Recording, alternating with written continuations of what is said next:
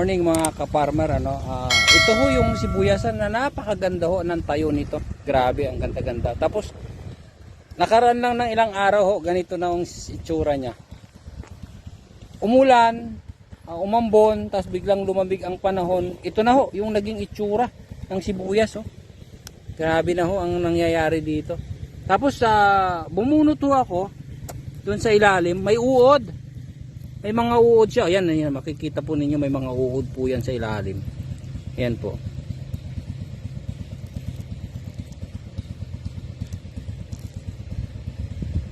Ayan po, may uod po yan sa ilalim kaya ho nabubulok na siya.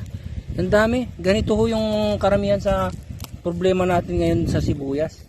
Sobra. Nabubulok na ho siya talaga. Ayan. Malalaki pa man din na ang sibuyas na ito, pero grabe oh. Ang luwang pa man din nito. Ang ganda-ganda ng tayo nito mga ka-farmer. Grabe. Ayan. Ayan oh, ang nangyayari oh. Ayan oh, makikita ninyo may mga uod-uod po yan. Ayan.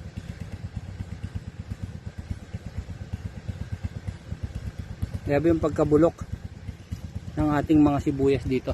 Nandito po ako sa Manambong Manambong Norte. Kay Sir Rolando Lasa ang sibuyasan na ito. Napakaganda ho nito. Grabe ang ganda-ganda nito. Tapos biglang nagkaganon.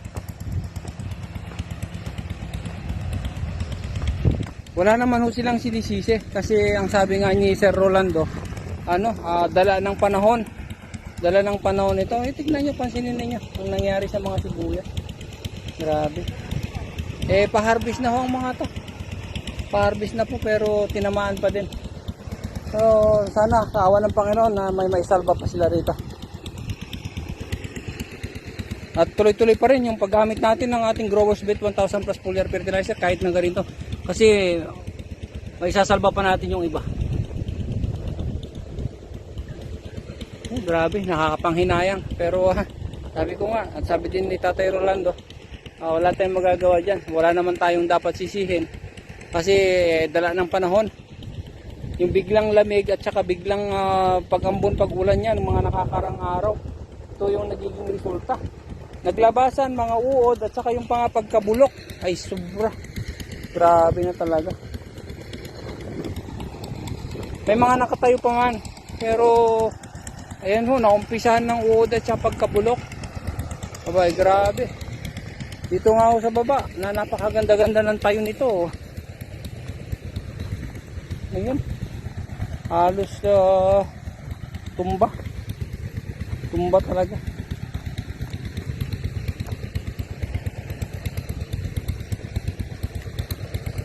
So yun, ipagdadasal natin na kahit pa paano makabawi-bawi ng konti. Kahit yung panggastos lang nila, yung gastos nila kasi ang laki ng puhunan dito. So yun po muna mga ka-farmer, to God be the glory. God bless the farmers of this land.